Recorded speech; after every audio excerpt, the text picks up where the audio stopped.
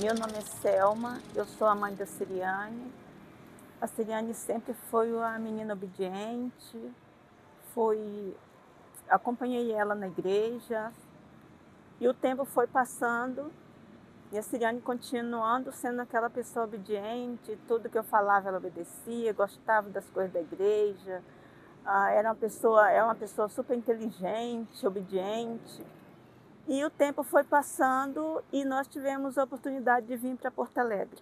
Eu era do interior do Espírito Santo, né, uma cidade bem interior, e os meus pais se mudaram para Porto Alegre, né, que é uma cidade grande, e para uma menina que foi criada no interior, para se mudar para a cidade grande, eu acabei me deslumbrando. A Siriane conheceu uma outra realidade, e é uma outra realidade para quem morava no interior do Espírito Santo. A Siriane conheceu outras pessoas e aí começou a tortura. Comecei a olhar, né, eu cresci na igreja, mas quando eu cheguei na cidade grande eu comecei a observar as meninas da minha idade, via que elas já tendo a mesma idade que eu, que eram uns 13 anos, já saíam, namoravam, iam em bailes, em festas, né, bebiam. E eu comecei a me enturmar para querer viver aquilo também. A Siriane não era mais aquela menina que eu tinha ensinado, que eu tinha educado, e ela surgiu as oportunidades de aniversário, começou por festinha de aniversário. O tempo foi passando, a Siriane não queria mais que eu fosse levar e nem buscar.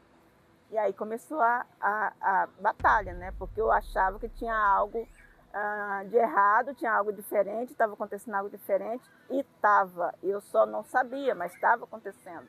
E eu comecei a me enturmar para querer viver aquilo também, né? Então eu comecei a me enturmar com elas, comecei a querer viver aquilo também junto com elas.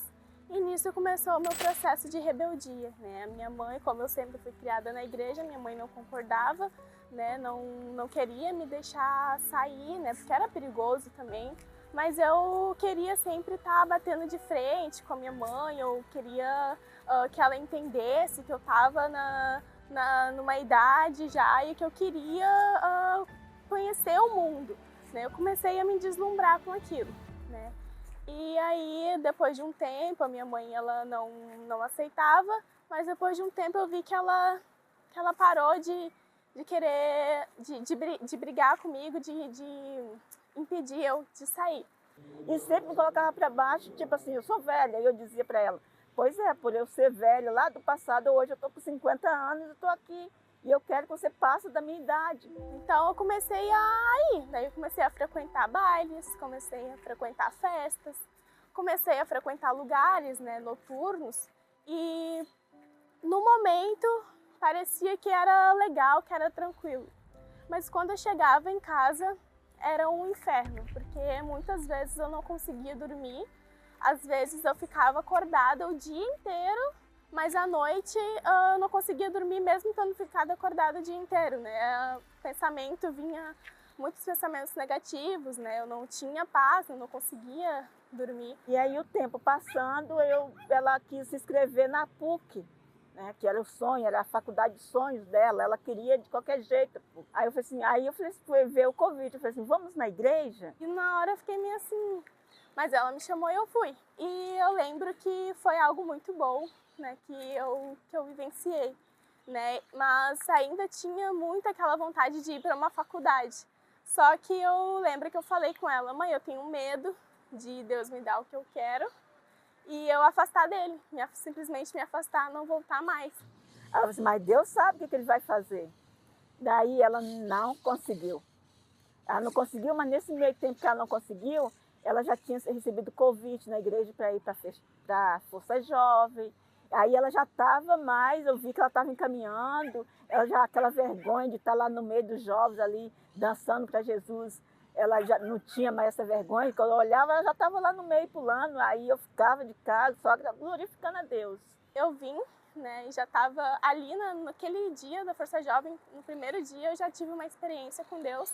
Eu chorava em todas as horas. Eu chorava na hora da pregação, eu chorava na hora do teatro, na hora da dança, das músicas, porque eu via que aqueles jovens, eles não precisavam de festa, eles não precisavam de droga, eles não precisavam de bebida para ser felizes. Eles estavam pulando ali alegres e eu via que era uma alegria totalmente diferente da que eu vivia nas festas, em bailes, né? Não era a mesma alegria.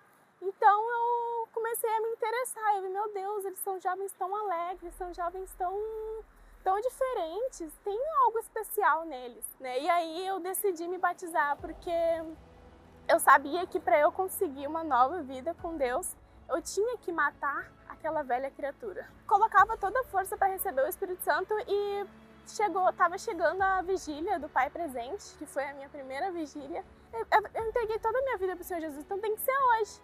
E aí eu estava esperando chegar a hora da busca, e na hora que chegou a hora da busca eu me debulhei.